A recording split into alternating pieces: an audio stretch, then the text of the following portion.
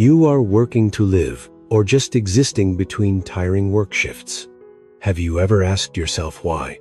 With the same 24 hours, some people build an empire while you are stuck in endless loops. We often give excuses, like I am too busy, I need a full 8-hour block to focus, or I will start when life becomes more stable.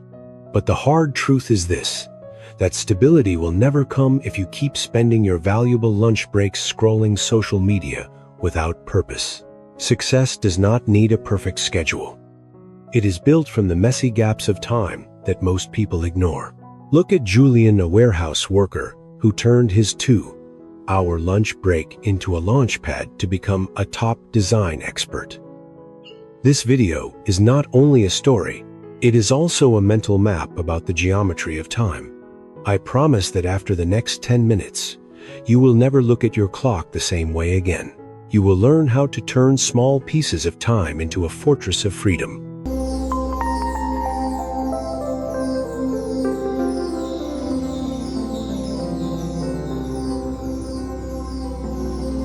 Julian was once a promising name at the Polytechnic University, a wizard of code and user interface design, UI, UX.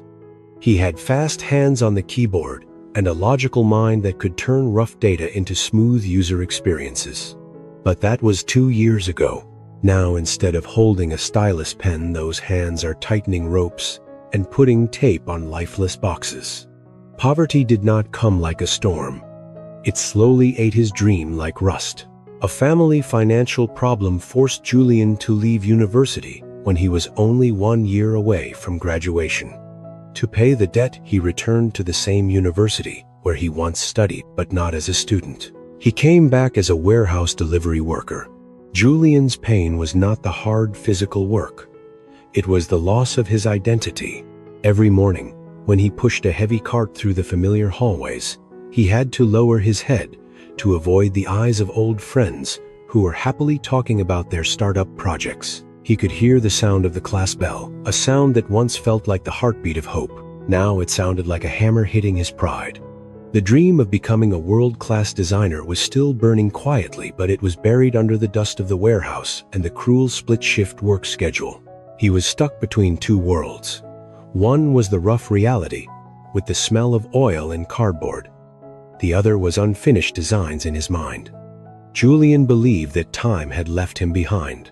He thought the 4 broken hours of lunch break between his shifts were only empty moments to think about his failure, never enough to rebuild a life that felt broken.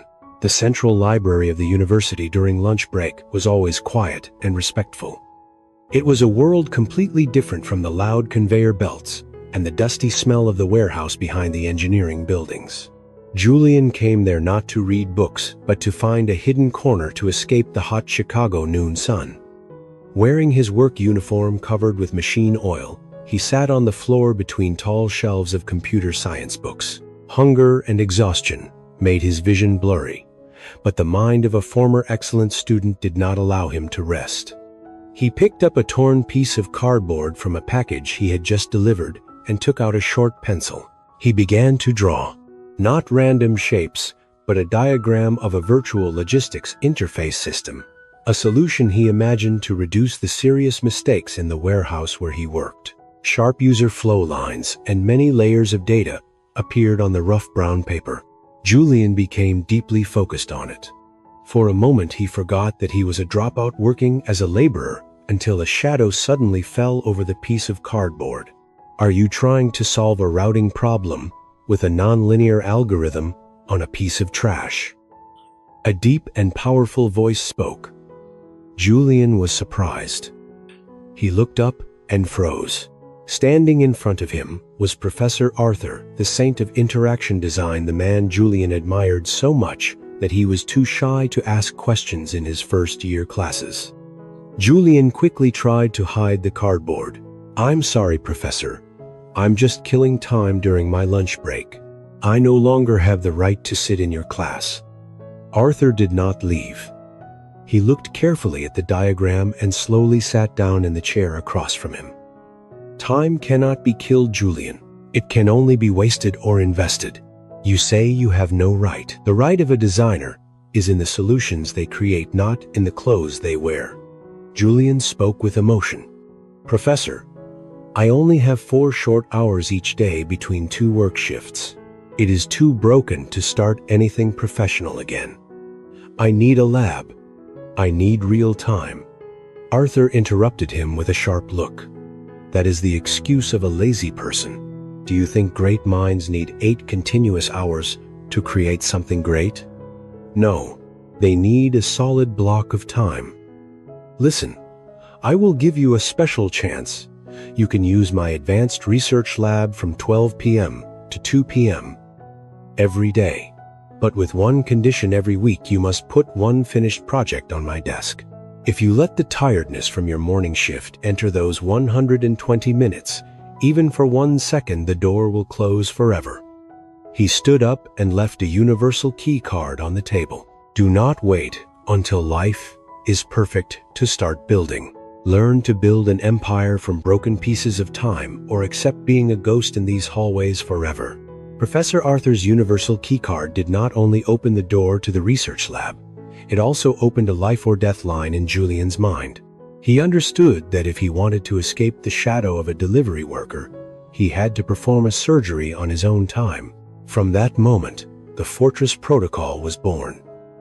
Exactly at 11 a.m. When the shift bell rang, Julian no longer stayed to chat or lie on the boxes. He rushed to the restroom and splashed cold water on his face to wash away the tiredness from the morning shift. Then, he changed his dusty work uniform for a clean t-shirt. This was not just changing clothes. It was a ritual to change his mindset. From 1130 to 130, the outside world disappeared. Julian put his phone in a locked drawer and cut off every unnecessary internet connection. In the quiet space of the research library, he was no longer a warehouse worker. He became a system architect. He used the time blocking method in a strict way: the first 10 minutes to organize data, the next 90 minutes for deep work. Where he focused on Figma to build a smart warehouse control interface, and the last 20 minutes to review and question the logic of his design. The smart thing was that Julian did not dream about faraway projects. He used the real problems and pain from his warehouse job as material for creation. He designed an application to improve robot routes based on the algorithm that Arthur suggested. Every mouse click, every color layer was like a hammer hitting the wall between him and his future. When he left the lab at 1:30 p.m. to meet Arthur for their short 5-minute review, Julian's eyes no longer showed the tired look of someone who had given up. Instead, they burned with the belief of a man who had found the key to control his destiny inside the small gaps of time. On the 22nd day, Julian's body began to protest. The morning shifts of lifting tons of equipment in the cold warehouse made his joints hurt, and his brain felt heavy from exhaustion. This was the moment when imposter syndrome became very strong. You are just a delivery worker dreaming among books that do not belong to you. Julian even wanted to give up. He wanted to sleep during his 4-hour lunch break, instead of forcing himself to follow Professor Arthur's strict discipline. But just when his persistence reached the lowest point, a real test appeared. The warehouse manager called Julian into the office and offered him a contract. Regional Coordination Supervisor. The salary would increase by 40% with full insurance and a stable career path. There was only one condition. Julian had to work 10 hours continuously, which meant he would lose the 4 golden hours of break time. For a student with debt, this was a beautiful golden cage. It promised immediate financial security, but the price was the permanent death of his dream of becoming a UI/UX designer. At the moment he looked at the contract, Julian remembered Arthur's words: "Stability is the grave of genius." He realized that if he signed the paper, he could have a comfortable life, but his soul would stay trapped between warehouse shelves forever. With cold determination, Julian refused the offer. He chose to remain an ordinary worker to protect his sacred 120 minutes. It was not a crazy decision. It was the highest logic. He refused to trade his future for temporary comfort. From that day on, Julian's focus reached a new level. He no longer designed just to pass Arthur's challenge. He designed to save himself from the destiny that had been prepared for him. Julian's decision to refuse the warehouse supervisor position was not an impulsive act. It was a logical gamble on the value of focus. And that gamble was rewarded on the day Professor Arthur placed an invitation letter on the table. The Global Design Challenge, the most prestigious competition for interaction system designers. Julian walked into the university hall, the same place where only a few months earlier, he quietly pushed boxes of mineral water through the back door. But this time, he stood there as a speaker. He wore the neatest shirt he had, carefully hiding the rough skin and small cuts on his hands, marks from thousands of boxes he had lifted to earn 120 minutes of freedom every day inside the library fortress. When Julian touched the screen to start his presentation, the Logiflow interface system appeared and shined brightly. It was not only a beautiful design, it was the result of real observation from someone who had lived inside the warehouse system combined with high-level system thinking trained under Arthur's strict guidance. Julian did not design something fancy. He solved a real problem, a control interface that optimized robot routes and reduced delivery mistakes by 40%. Something even the company's full-time engineers had not achieved. "Where did you get this simulation data?" a judge from a Swedish technology company asked with surprise. Julian smiled with calm pride. "Sir, I did not simulate it. I lived inside that data for 2 years in every breath between loading shifts." The realism and clear logic of Julian's solution shocked the academic world. His project won first prize and a $50,000 investment package, enough money to clear his debts and bring him back to the position of a rising genius. Standing on the stage, Julian saw his former warehouse manager sitting in the audience with a shocked face. The golden cage that once looked so attractive now seemed very small compared to the open sky Julian had created for himself. He realized that 150 hours of deep work and silence had created more value than 10 years of drifting work. Julian was no longer a shadow in the hallway. He proved one truth: when you master the geometry of time, you do not only escape the warehouse, you redefine your own future. Julian's achievement was not only the $50,000 check or the job offers from the Swedish technology company. His greatest reward was the freedom of his mind. 6 months after that important night, Julian no longer returned to the warehouse in a dirty work uniform. Now he is the founder of a tech startup working only 20 hours per week, but earning 5 times more than the warehouse supervisor position he once refused. Professor Arthur's logic was correct. Julian did not need a miracle. He only needed a sacred block of time. He proved that a person who works with deep focus for 2 hours can create much more value than someone who sits in an office for 8 hours but is constantly distracted by social media notifications. The main lesson from Julian's journey is the philosophy of the geometry of time. Our time is not an endless ribbon to waste.